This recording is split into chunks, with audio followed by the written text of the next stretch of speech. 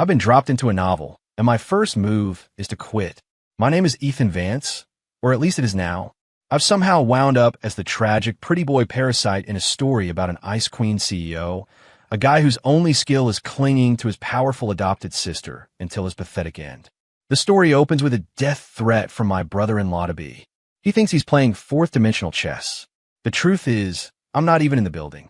I'm just trying to pack a bag and get the hell out of Dodge. So why is it that the more I try to coast, the more the world insists on revolving around me? Ethan, stay away from Claire. You're not worthy of her, and you're a disgrace to the Vance name. The voice, cold and sharp as a poisoned knife, detonated next to my ear. A spike of pain shot through my skull, and a flood of memories that weren't mine poured in. My name had been Ethan Vance, a run-of-the-mill corporate drone in the 21st century. Now, I was Ethan Vance, the supporting character in this trashy bestseller, the adopted younger brother of the brilliant and frigid CEO, Claire Sterling, a guy with nothing going for him but a pretty face who spent his days mooching off his sister, a professional freeloader.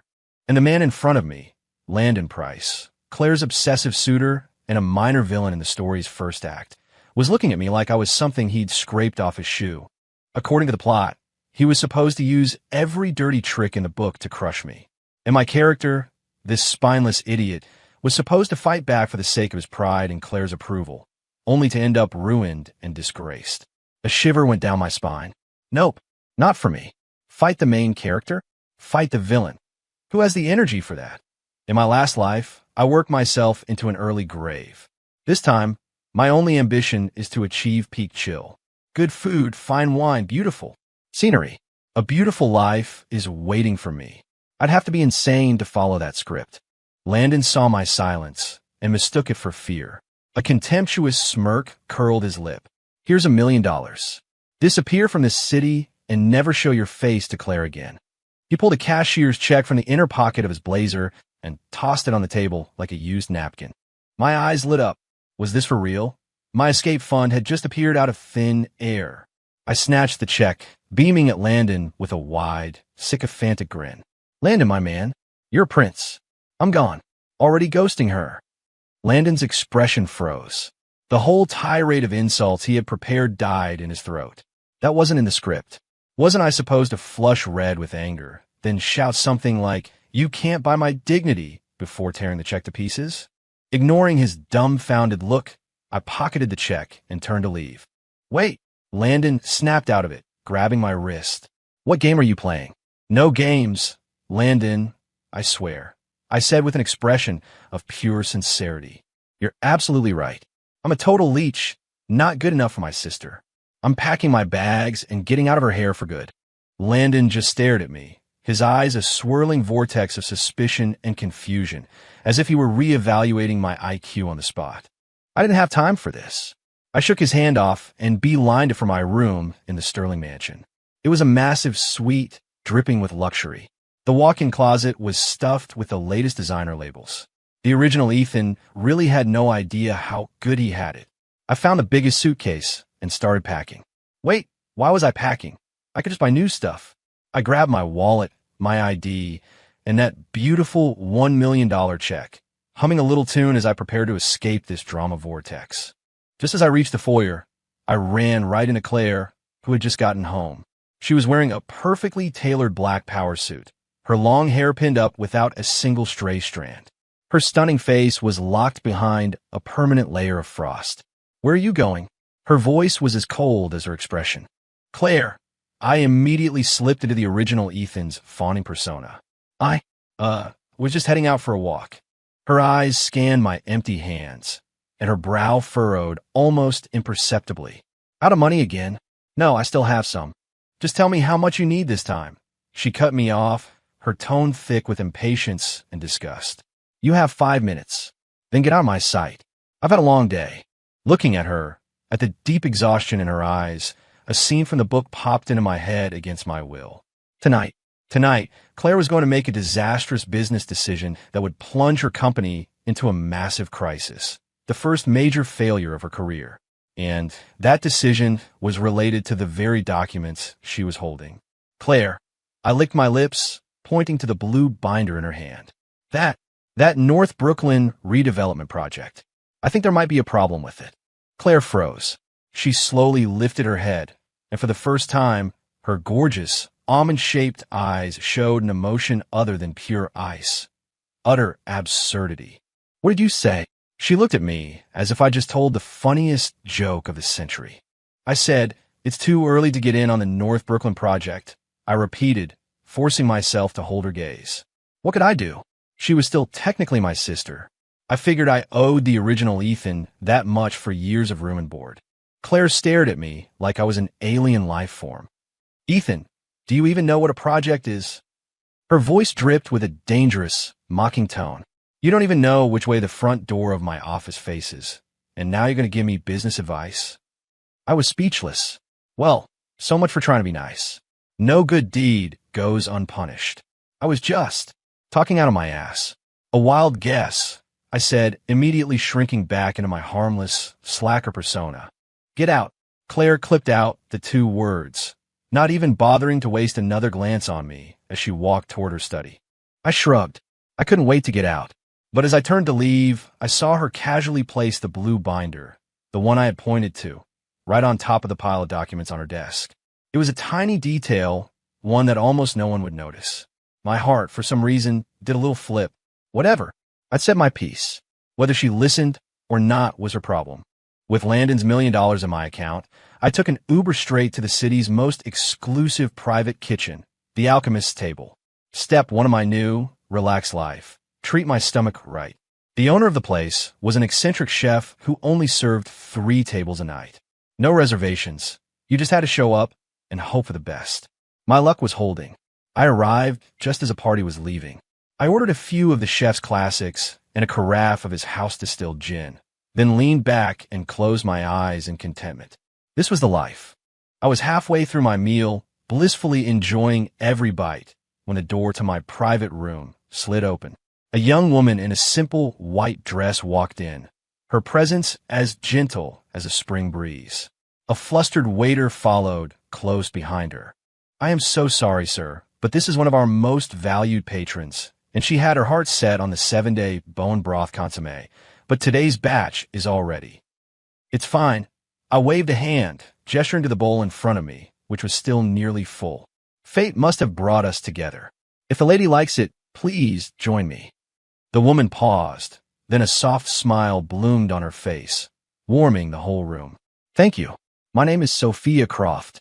Sophia Croft. The name was familiar. It hit me in a flash. Wasn't she the one from the book? The gentle, kind-hearted supporting female character from Family, even more powerful than Claire's, who gets tragically caught in the crossfire between the hero and heroine. The beautiful white moonlight of the story. What was she doing here? Sophia sat down across from me, gracefully pouring herself a small bowl of the consommé. You have a refined palate, she said, her eyes sparkling after taking a sip. Pairing this gin with a consommé. It cuts the richness and brightens the flavor. Not many people know that. I dabble, I said modestly. The truth was, in my previous life, food and drink were my escape. I'd studied every culinary tradition I could get my hands on. We fell into an easy conversation, talking about everything from food and wine to poetry and the meaning of life. I was starting to think Sophia Croft might just be my soulmate. Just as the atmosphere reached a perfect, harmonious pitch, the door was slammed open with a loud bang. Landon Price's face, which practically had villain written on it, appeared in the doorway. He saw me and froze. Then his eyes landed on Sophia, and his expression turned thunderous. Ethan, what is a parasite like you doing here? And how dare you harass Miss Croft? He strode toward me, his hand reaching out to grab my collar. Sophia's brow furrowed. She leaned forward slightly, subtly placing herself between me and him. Mr. Price, she said, her voice quiet but firm. Ethan is my friend. Please show some respect. The quiet authority in her voice was undeniable.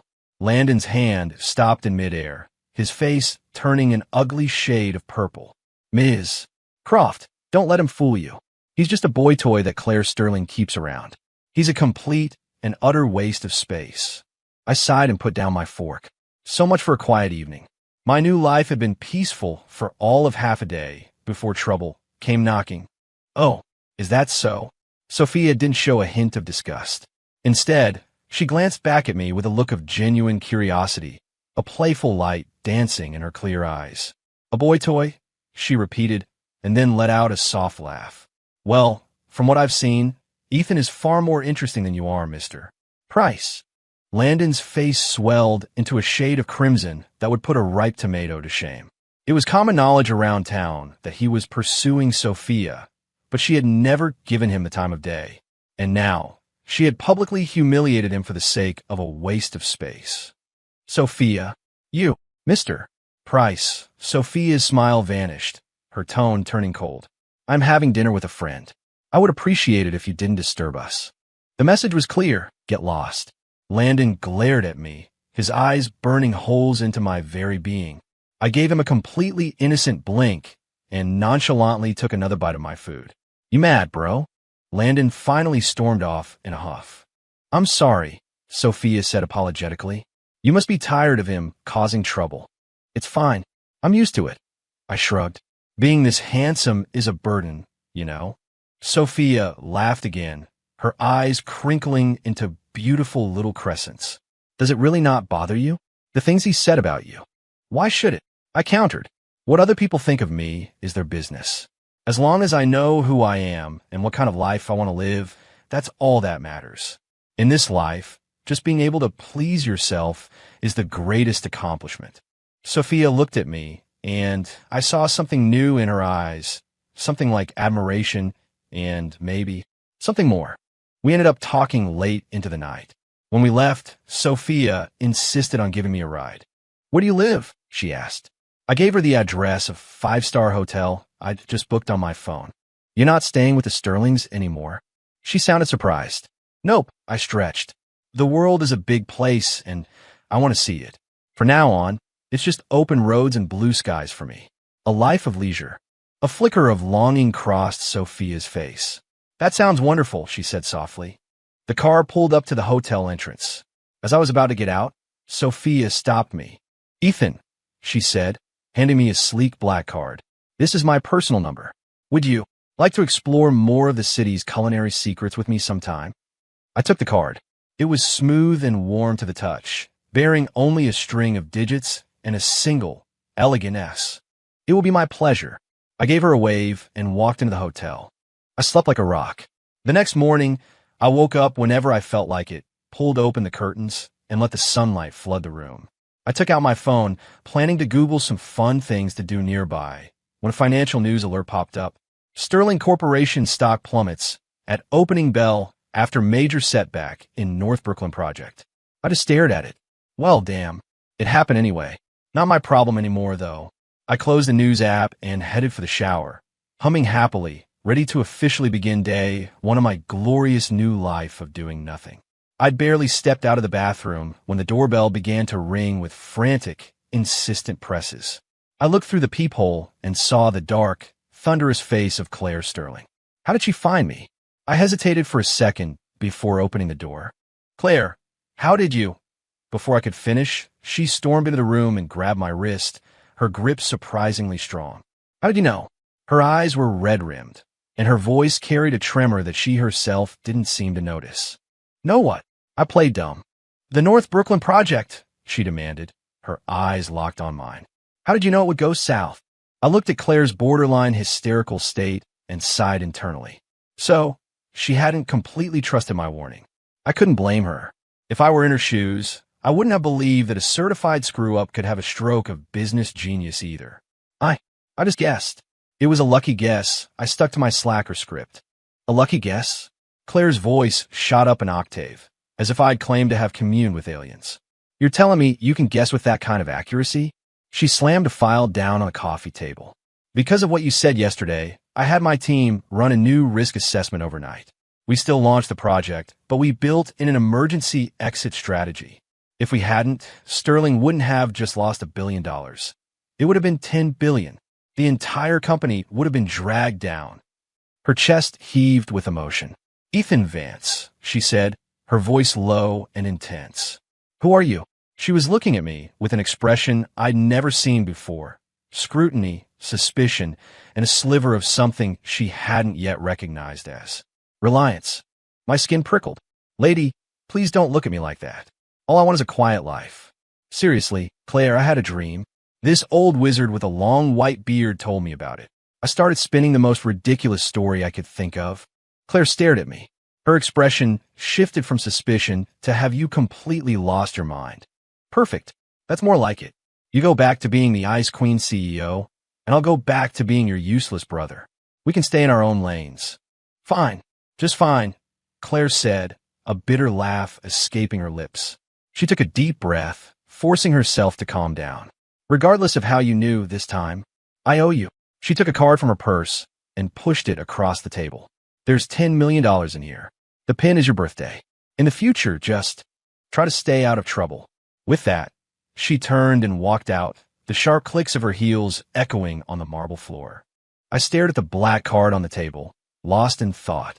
This retirement fund was getting a little out of hand. For the next few days, I fully committed to my new lifestyle. My days were spent either sweating it out at the gym, perfecting my abs, or taking private lessons with a Michelin star chef. My evenings were reserved for Sophia. We explored every hidden corner of the city, discovering culinary gems tucked away in quiet alleys. Our relationship blossomed. She would take me to see ancient operas, and I would bring her bottles of peach blossom wine I'd brewed myself. She would laugh until she cried at my terrible jokes, and I would have a bowl of sweet pear soup ready for her when she was tired from her dance practice. One afternoon, our pets, my golden retriever, Snooze, and her ragdoll cat, Zen, curled up together for a nap without any prompting from us. Sophia watched the two little fluff balls, a blissful smile on her face. "Look at them," she whispered. "They got together even before we did." I looked at her profile, illuminated by the setting sun. So beautiful, it was unreal. My heart skipped a beat. Meanwhile, a storm was brewing at Sterling Corporation. Although they'd managed to cut their losses on the North Brooklyn project, the fallout was far from over. Landon Price seized the opportunity, teaming up with several board members to try and force Claire out. I got all this intel from my right-hand man, Marcus Thorne. Yes, my right-hand man. The original Ethan may have been an idiot, but his adoptive father, Claire's dad, had left him a small, elite, and fiercely loyal team to handle any troubles he might get into. The old Ethan used them to clean up his romantic messes. I used them to handle anything that might interfere with my quiet life. Sir, Landon has brought directors Hayes and Miller over to his side. They're planning to move against Ms. Sterling at tomorrow's board meeting. Marcus's calm, efficient voice came through the phone. Should we intervene? No need. I was wearing an apron, experimenting with a new recipe. Let her handle it. A little hardship will do her good. But, sir, no buts, I interrupted. On another note, can you secure a table at the Alchemist's table for next week? I'm taking Sophia. Yes, sir. I could hear the resignation in Marcus's voice. Every other CEO was fighting tooth and nail for their empire. His boss was only concerned with food, wine, and Ms. Croft. There was just no hustle in him. After hanging up, I placed a perfect, glistening sweet and sour fish on the dining table. Sophia took a bite, and her eyes lit up. Ethan, how many more hidden talents do you have? Too many to count, I said with a smug grin. Want to find out? You could spend a lifetime discovering them. I'd meant it as a joke, but Sophia's face instantly flushed a deep crimson, the color spreading all the way to her ears. She looked down, taking tiny bites of fish, refusing to meet my eyes. The air between us grew thick with a sweet, unspoken intimacy. Her adorable shyness was making my day, but the wonderful atmosphere was shattered by the shrill ringing of my phone. It was Claire. I frowned and silenced the call, but she was persistent, calling again and again. Sophia looked up. Shouldn't you get that? It might be important. With a sigh, I answered, Ethan, where are you right now? Claire's voice on the other end was a tightly controlled mixture of fury and panic. Dinner. Dinner. She sounded like I just told her I was on Mars. The company is about to go under, and you have the nerve to be having dinner? It's your company, not mine, I said flatly. Besides, when the sky is falling, the tall people should hold it up. You're taller than me, aren't you? You. I could hear her sharp, ragged breaths. I had clearly pushed her buttons. After a long moment, Her voice came again, this time laced with a vulnerability I'd never heard before. I need your help. I froze.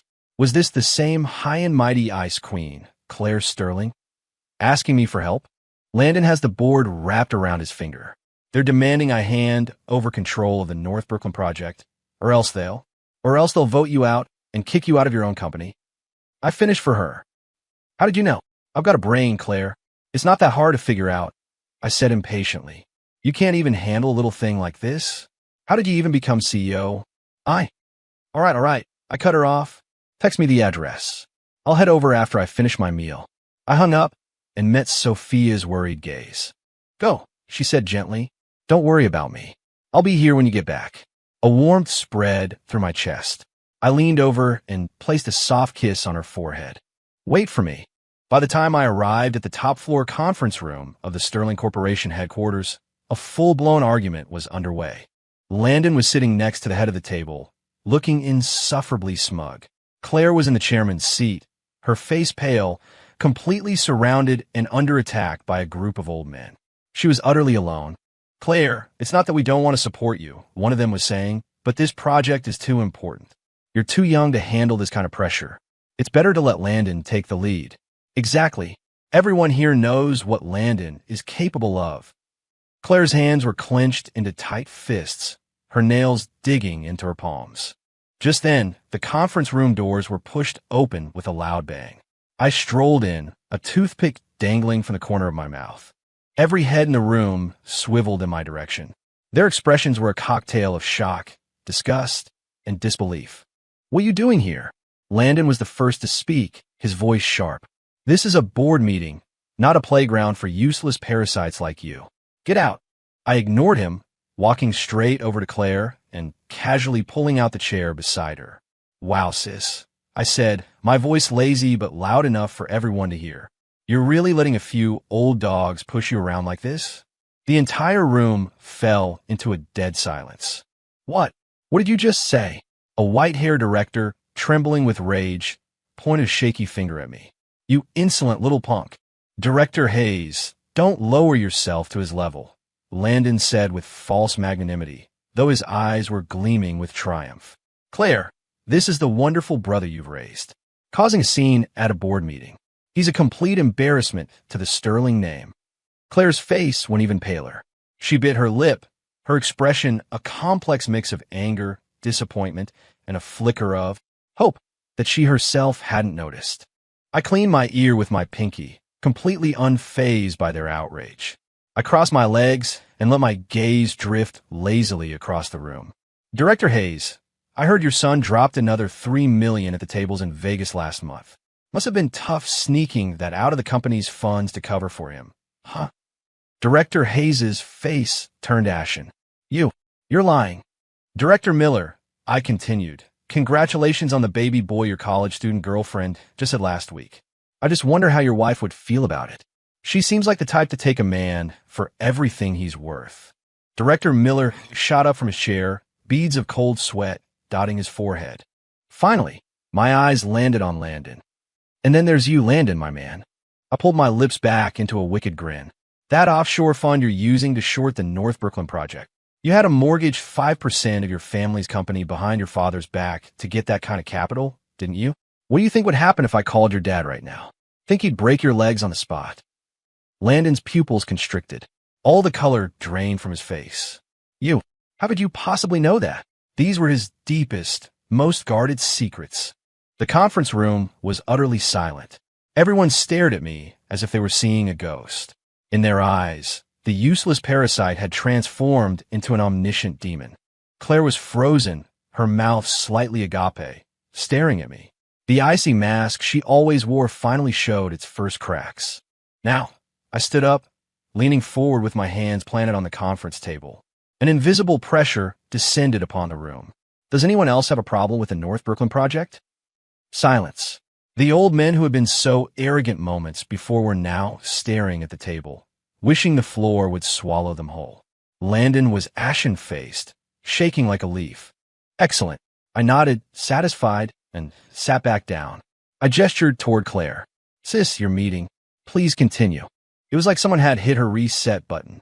It took Claire a few seconds to process what had happened.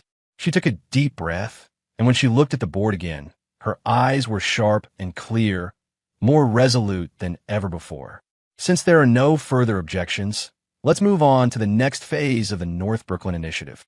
The rest of the meeting went smoother than any she had ever chaired. Not a single person dared to raise an objection. When it was over, everyone practically fled the room. Landon was the last to leave. He stopped beside me, his eyes filled with a mixture of terror and venom. "Ethan Vance, don't get cocky. This isn't over." "Sounds good," I said, giving him a cheerful wave. "I'll be waiting. Try to bring a real challenge next time, will you?" Landon stumbled, nearly falling flat on his face as he hurried out. Now it was just me and Claire in the vast, empty room. She stared at me in silence for a long, long time. "Who are you?" she finally asked, her voice hoarse. "I'm your brother, Claire," I said with a shrug, my face a mask of innocence. "I don't have a brother like you." She shook her head, her eyes swimming with a confusion so deep it threatened to drown her. "The Ethan Vance I know can't even read a balance sheet. He's a spoiled brat who only knows how to spend money and cause trouble." Well, I stood up and walked over to her, leaning in close until our faces were inches apart. "That just means you've never really known me at all, sis." I could feel the warmth of her breath, see the reflection of my own devil-may-care smile in her trembling eyes. "Maybe you should try getting to know me," I said with a wink. Then I turned and strolled out of the room, leaving her alone in the echoing silence. Whatever. I'd solved the problem. Now I could get back to Sophia. When I got back to the hotel, Sophia was, as promised, waiting for me. She didn't ask about what happened at the office.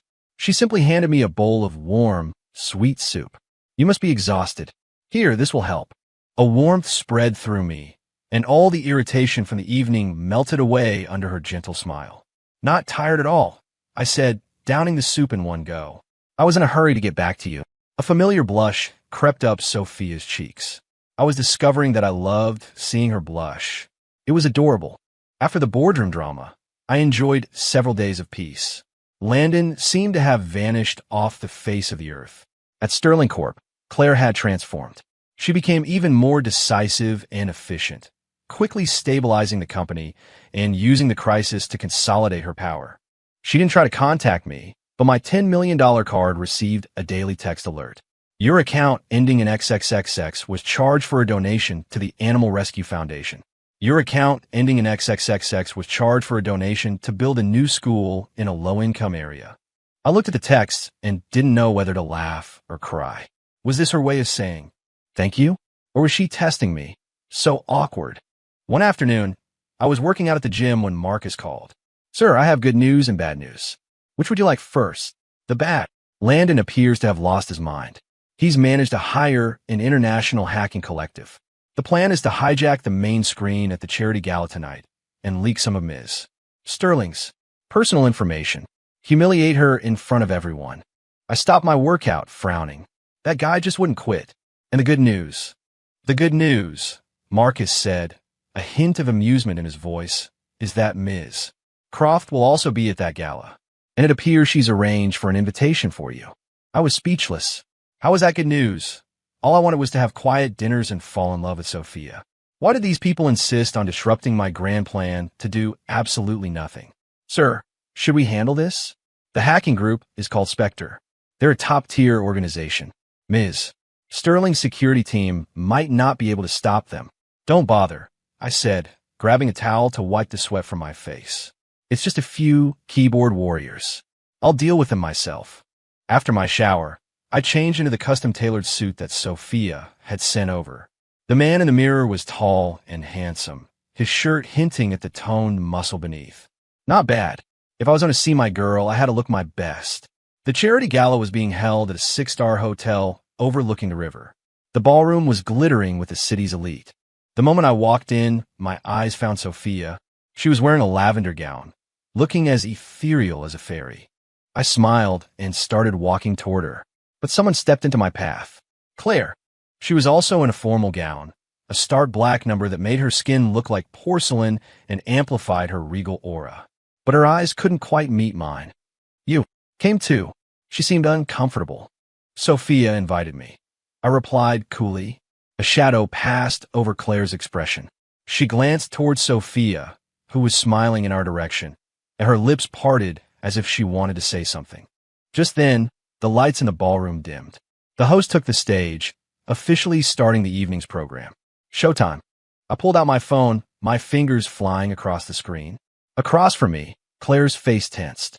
She had clearly just gotten the news. "Don't worry," I said without looking up. "I got this." Claire stared at me. In the dim light, my usual lazy demeanor seemed to have been replaced by a deep, reassuring calm. "Be careful," she whispered, the anxiety in her voice surprising even herself. The massive screen behind the stage lit up, playing a promotional video for Sterling Corp. In a dark corner of the room, Landon watched, a vicious smile spreading across his face. 3, 2, 1. But the scandalous photos he was expecting never appeared. Instead, the screen flickered and switched to a grainy security video. It showed Landon covertly meeting with a shadowy figure, the audio clearly capturing him arranging the high-priced hack on his own family's company. Then, the screen began to scroll through document after document, detailing years of tax evasion, illegal trading, and other dirty secrets of the Price family business. The entire ballroom erupted in gasps. Landon's face went white as a sheet. "No, impossible. That's impossible," he shrieked in terror. A cold smirk touched my lips. "You want to play cyber warfare with me? You've got a lot to learn, kid. In my last life, this is how I paid the bills." Chapter 8. Amid the chaos, only a few people remained calm. Me, casually slipping my phone back into my pocket. Sophia, who raised her glass to me from across the room, her eyes shining with undisguised admiration. And Claire, she stood beside me, her body still rigid, but her eyes, fixed on me, were a tempest of emotion. Shock, disbelief, dawning comprehension. All of it swirled together into a deep, complex vortex. Landon was dragged away by security like a stray dog. His father, the chairman of their company, nearly had a heart attack when he heard the news. He held an emergency press conference that very night to announce he was disowning his son. A meticulously planned attack on Claire was not only thwarted, but turned back on its creator, utterly destroying him in the process. The gala's atmosphere quickly returned to normal, now buzzing with even more energy after the dramatic spectacle. Many guests began to approach Claire, eager to get on her good side. Business, after all, is all about backing the winner. But Claire had no interest in networking. She just watched as I walked over to Sophia. I took Sophia's hand and pressed a light kiss to her knuckles. "My apologies for the delay, princess." Sophia's smile was radiant. "My knight, you never failed to surprise me." We stood there, lost in our own world, oblivious to the gasps and envious sighs from the people around us. And Claire stood just a few feet away, watching. The lights were bright, the room was loud, but she felt as if she were trapped behind a wall of glass, completely alone. She looked at the man she had always scorned as a parasite, now sharing a private, perfect moment with another brilliant woman. The chemistry between them, the genuine affection, was so real it was painful to watch. So, he wasn't incapable. He just hadn't thought she was worth showing his true self to. He wasn't a waste of space. He was a hidden force of nature, more powerful than she could have ever imagined. She had been so wrong. A wave of regret, sour and sharp, crashed over her. She remembered what I'd said to her. "You've never really known me at all, sis." It was true. She'd never even tried. She just slapped a label on me and refused to see anything else. And in doing so, time and time again, she had pushed away the one person who was always there. A dull, aching pain started in her chest. After the gala, I drove Sophia home. In the car, she leaned over and gave me a quick kiss on the cheek. "A reward for my night," she whispered, her face flushing. I smiled, turned my head, and captured her lips with mine. The kiss was soft and gentle, tasting faintly of champagne. When we finally broke apart, we were both a little breathless. I looked into her shimmering eyes and said, "Sophia Croft, will you be my girlfriend?" Without a moment's hesitation, she nodded firmly. Yes. My life at that moment had finally settled onto its perfect intended course. Money, free time, and a beautiful woman by my side. Life was good, but just when I thought I could finally coast in peace, trouble came knocking again. The next day, an unexpected visitor appeared at my hotel door. A man who claimed to be the steward of a global megacorporation. He was here to inform me that I, Ethan Vance, was actually the long-lost son and sole heir of his employer. And my biological parents, on their deathbeds, wanted to see me one last time so I could come home and inherit their unimaginable fortune. I stared at him, completely baffled. Are you kidding me? Does this author have no new ideas? I just want a quiet life. Why does everyone in this story want to give me a promotion? Chapter 9. Sir, I assure you, we have made no mistake. The man's name was Abernathy. Dressed in a flawless tuxedo, with perfectly coiffed silver hair, he wore the serene, professional smile of a lifelong butler. We have been searching for you for 20 years. Your birth name is Julian Donovan. He handed me a thick portfolio. Inside was a DNA report, photos of me as a toddler, and a collection of family heirlooms I didn't recognize. The evidence was irrefutable. I was stunned. First, I get dropped into a novel. Now, they're adding the long-lost heir to a ridiculously wealthy family cliché. Did the author think my life wasn't easy enough? So, what exactly do you want me to do? I asked cautiously.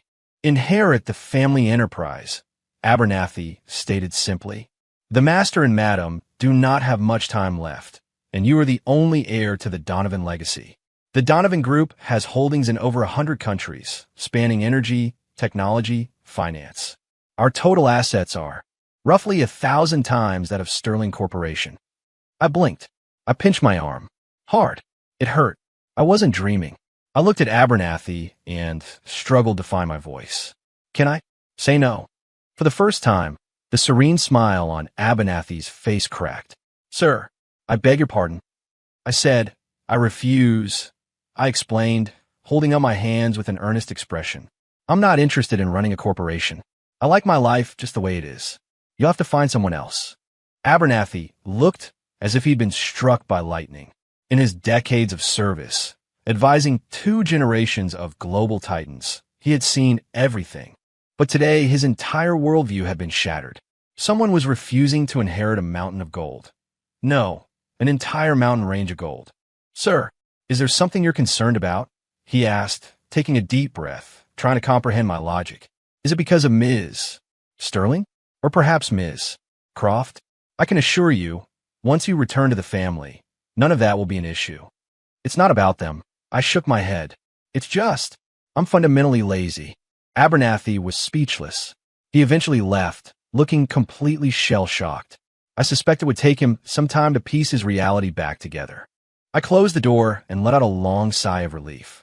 That was a close one. I almost lost my life of leisure. I dismissed the whole episode as a bizarre interruption and went back to my blissful life with Sophia. We drove out to the countryside to watch the stars, set off fireworks on the beach, and adopted a little terrier mix we named Cruz. Snooze, Zen, and Cruz. Our pack was growing. Sophia leaned against me, watching our 3 little fur balls tumble around together, a contented smile on her face. Ethan, this all feels like a dream. Then let's just never wake up, I whispered, kissing the top of her head. But our peaceful days were numbered. Marcus called me with an urgent update. Sir, it's bad. Ms. Sterling is in trouble. What now? I frowned. She went to negotiate a deal for a new microchip technology with a very hostile competitor overseas. They detained her. They're demanding that. You come and get her in person. My eyes started to twitch. I was beginning to think Claire Sterling was sent by the universe specifically to ruin my peace and quiet.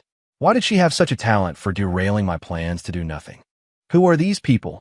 They're a subsidiary of the Donovan Group, Marcus said, his voice strained. I was silent. Of course they were. I turned down the inheritance, and this is what they pull. They were really going to force my hand. I hung up the phone, my face dark. Sophia looked at me, her brow furrowed with worry. What's wrong? I quickly explained the situation. That's outrageous, Sophia said, her cheeks flushed with anger. That's basically kidnapping. Don't worry, I said, patting her hand reassuringly. I'll be back before you know it. I'm coming with you. Absolutely not, I said firmly. You're staying here where it's safe. I promise, this won't take long. There was no way I was taking her into the lion's den. After making sure Sophia was settled, I had Marcus arrange a private jet. On the plane, he handed me a dossier. Sir, the man in charge is Caleb Donovan. He's from a branch of the family and has always been jealous of the main line of succession. Taking Miss Sterling is a direct move against you. Got it, I said, leaning back and closing my eyes. My mind was already calculating the most efficient, lowest effort way to resolve this. A few hours later, we landed on a private island. It was a tropical paradise, but the pristine beaches were patrolled by armed guards. A man in an expensive suit, Caleb Donovan, was waiting on the tarmac with a squad of bodyguards. He gave me a slick, false smile. Cousin Julian, we've been expecting you. Don't call me that. I cut him off, my voice sharp. My name is Ethan Vance. Where's Claire Sterling? Patience, patience, Caleb said smoothly. Let's go inside, have a drink. We have much to discuss. I followed him into a sprawling, opulent mansion. In the living room, Claire was sitting on a sofa, flanked by 2 guards. She looked disheveled but defiant. When she saw me, her eyes widened. Then she quickly looked away as a faint blush rose on her cheeks. I've seen her, I said, stopping in my tracks. I looked Caleb dead in the eye. What are your terms? Simple, Caleb said, finally showing his true colors. Renounce your claim to the inheritance and turn over control of that mysterious elite team of yours to me. Do that, and she walks. I laugh, and you think you're in a position to be making demands. Caleb's smile vanished. Don't push your luck, Ethan. This is my island. You came here alone. No matter how clever you are, you're not walking out of here unless I say so. Is that a fact? I snapped my fingers. Instantly, the air outside was filled with the deafening roar of helicopter rotors. A dozen military-grade attack helicopters appeared, hovering over the mansion, their weapon systems trained on everything below. Simultaneously, every window and door of the mansion shattered inward as teams of black-clad tactical operators rappelled from the roof and swarmed the building. Before Caleb and his men could even react, they were disarmed and on their knees, with the cold barrels of rifles pressed against their heads. Marcus, immaculate in a tailored suit and white gloves, walked calmly to my side and bowed. Sir, apologies for the intrusion. The outer perimeter has been cleared. We are ready for departure at your command. The room was utterly silent, save for the whimpering of Caleb's men. Caleb himself had collapsed onto the floor, shaking uncontrollably, his face the color of ash. Claire was completely stunned. She stared, wide-eyed, from me to the hyper-competent soldiers now securing the room. This was his true power? This was the terrifying force he had kept hidden behind his lazy, carefree facade? I walked over to Claire and looked down at her. Ms. Sterling, I said, extending a hand to her. Shall we go? Or did you want to stay and enjoy the island hospitality for a few more days? Claire looked at my outstretched hand, then up at my face at the faint, mocking smile playing on my lips. And then, without any warning, tears began to stream down her cheeks. End.